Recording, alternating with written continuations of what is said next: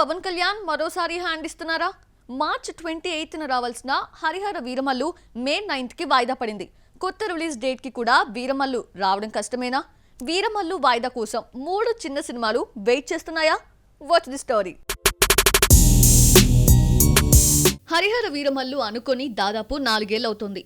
3.5 ఏళ్ల నుంచి సెట్స్ పై ఉన్నా ఇంతవరకు పూర్తి కాలేదు. దర్శకుడు క్రిష్ ప్లేస్ లోకి జ్యోతి కృష్ణ వచ్చాడు. అదిగో ఇదిగో అంటూ ఊరించి మార్చ్ 28న రిలీజ్ డేట్ ప్రకటిస్తే అది మిస్ అయింది.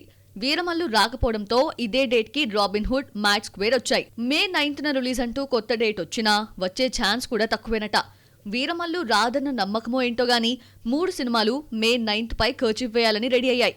నితిన్ తమ్ముడు, శ్రీ విష్ణు సింగిల్, బెల్లంకొండ శ్రీనివాస్, నారా రోహిత్, మంచు మనోజ్ నటించిన భైరవ వీరమల్లు డేట్ పై కన్నేశాయంటే పవన్ మూవీ రిలీజ్ పై అనుమానాలు మొదలయ్యాయి.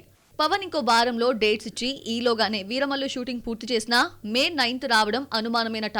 సినిమా 4 ఏళ్ల నుంచి సెట్స్ పై ఉంటూ అదిగో ఇదిగో అంటూ ఊరించి రాకపోయేసరికి మెగా ఫ్యాన్స్ లో మొదట్లో ఉన్న ఎగ్జైట్మెంట్ సన్నగిల్లింది. రిలీజ్ డేటే కాదు, దర్శకుడు కూడా మారడంతో ముందున్న రేంజ్ లో బిజినెస్ సాగడం లేదట. సినిమా మొదలైనా కొత్తగా ఫ్యాన్సీ ఆఫర్స్ వచ్చినా ఇప్పుడు ఆ రేట్కి కొనే పరిస్థితుల్లో డిస్ట్రిబ్యూటర్స్ లేరు. థియేట్రికల్, డిజిటల్ బిజినెస్ కాకపోతే రిలీజ్ వాయిదా పడే అవకాశం ఉంది. ఇదంతా తెలిసిన 3 నిర్మాతలు మే 9న తమ సినిమాలు తీసుకురావాలని చూస్తున్నారట. మరి వీరమల్లు రిలీజ్ కి మోక్షం ఎప్పుడో చూడాలి. మరి దేవర వంటి సూపర్ హిట్ సినిమా పడినా జాన్వీ కపూర్ ఏమాత్రం మారలేదు.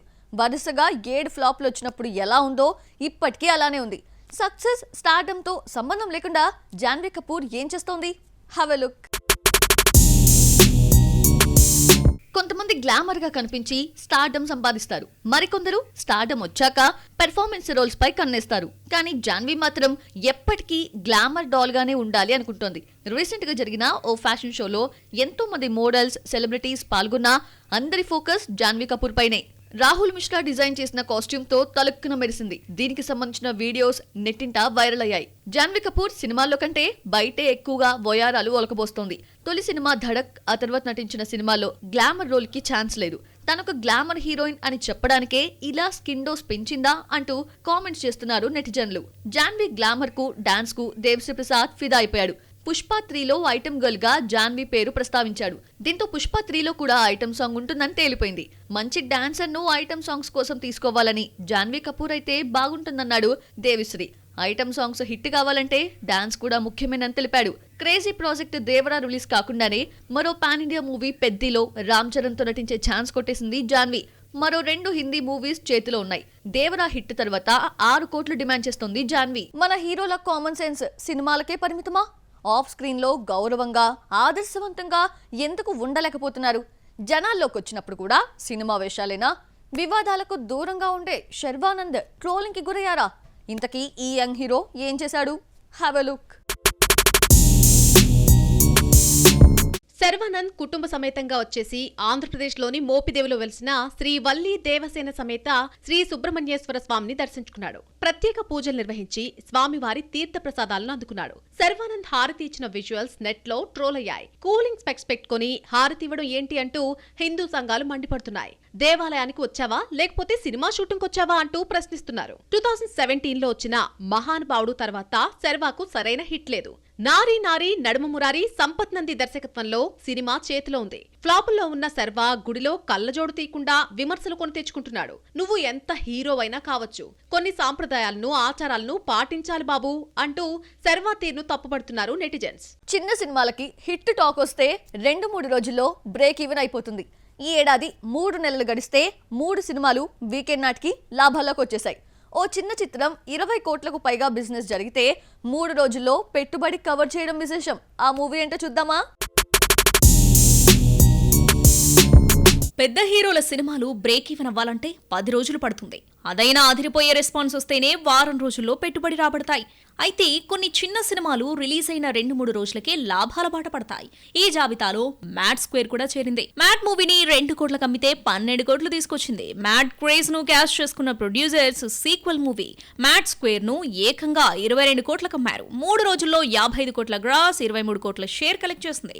లాంగ్ రన్ లో 70 కోట్ల గ్రాస్, 35 నుండి 40 కోట్ల షేర్ కలెక్ట్ చేస్తుందని అంచనా వేస్తున్నారు. ఈ ఏడాది వచ్చిన 3 చిన్న చిత్రాలు 3 రోజుల్లో బ్రేక్ ఈవెన్ అయ్యాయి. ప్రియదర్శి, శివాజీ సాయి కుమార్, రోషన్, శ్రీదేవి జంటగా నటించిన సినిమా కోర్ట్ కేవలం మౌత్ టాక్ తో సూపర్ హిట్ అయింది. రామ్ జగదీష్ దర్శకత్వంలో నాని ఈ సినిమాను నిర్మించాడు. పాజిటివ్ టాక్ థియేటర్స్ ను హౌస్ఫుల్స్ చేసింది. చిన్న సినిమా కోర్టుతో నాని మరోసారి సక్సెస్ఫుల్ ప్రొడ్యూసర్ అనిపించుకున్నాడు. సినిమా రిలీజ్ అయిన రెండో రోజే బ్రేక్ ఈవెన్ అయింది. 10 కోట్ల బడ్జెట్ తో రూపొందిన ఈ సినిమాను 7 కోట్లకు అమ్మితే 2 రోజుల్లో 8 కోట్ల షేర్, 15 కోట్ల గ్రాస్ కలెక్ట్ చేసింది. ఇప్పటికీ ఎంతో కొంత షేర్ తీసుకొస్తున్న కోర్ట్ 2 వారాల్లో 50 కోట్ల గ్రాస్, 27 కోట్ల షేర్ తీసుకొచ్చింది. రిలీజ్ అయిన రెండో రోజే బ్రేక్ ఈవెన్ అయిన మరో సినిమా అమరన్ కోర్టులా మౌత్ టాక్ తో జనాలకు చేరువైంది. తెలుగులో 5 కోట్లకు బిజినెస్ జరుపుకుంటే 2 రోజుల్లో 5 కోట్ల 2 లక్షలు రాబట్టింది. ఓవరాల్ గా తెలుగులో 25 కోట్ల షేర్ రాబట్టడం విశేషం. సమంత ఎక్కడా అని ఫ్యాన్స్ 1కి 10 సార్లు ఆ టీజర్ చూశారు. కానీ ఈ అమ్మడు మాత్రం కనిపించలేదు. టీజర్లో ఈ అమ్మడి పేరైతే ఉంది కానీ కనిపించలేదు. మరి ట్రైలర్లో అయినా ఫేస్ చూపిస్తుందా? Have a look. ఓ దశాబ్దం పాటు గ్లామర్ తో పర్ఫార్మెన్స్ తో మాయ చేసిన శామ్ ఇప్పుడు ఆఫర్స్ కోసం వెయిట్ చేస్తోంది. ఎవరు ఛాన్సులు ఇవ్వకపోవడంతో నిర్మాతగా మారి శుభం అనే ఒక చిన్న సినిమా తీసింది. రీసెంట్ గా రిలీజ్ చేసిన టీజర్ లో సమంతతో పాటు హీరో హర్షిత్ రెడ్డి పేర్లు కనిపించాయి. కానీ టీజర్ లో శామ్ మాత్రం మోహన్ చాటేసింది. శామ్ నటిస్తూ నిర్మిస్తున్నానని చెప్పిన మా ఇంటి బంగారం సెట్స్ పైకి రాకుండానే శుభం మూవీ షూటింగ్ సైలెంట్ గా పూర్తి చేసింది. సమంత నిర్మించే ఈ మూవీకి సినిమా వండి ఫేమ్ పవీన్ కన్రేగుల దర్శకుడు. శుభంతో పాటు అనుపమ పరమేశ్వరన్ పరదా క్లైమాక్స్ లో గెస్ట్ అపీరెన్స్ ఇచ్చిందంటూ ప్రచారం నడుస్తోంది. హీరోయిన్ ఆఫర్స్ మోహన్ చాటేసిన అతిథి పాత్రల్లో మెరుస్తోంది శామ్. ఓబీబీ తర్వాత సమంత నందిని రెడ్డి కాంబినేషన్ లో సినిమా తెరపైకొస్తోంది. క్లోజ్ ఫ్రెండ్ శామ్ కోసం కథ రెడీ చేసింది నందిని. పుష్ప 2 తర్వాత మరొక ఐటెం సాంగ్ చేయనని చెప్పేసిన సమంత ఐటెం గర్ల్ అవతారం ఎత్తే ఛాన్స్ ఇప్పట్లో లేదు.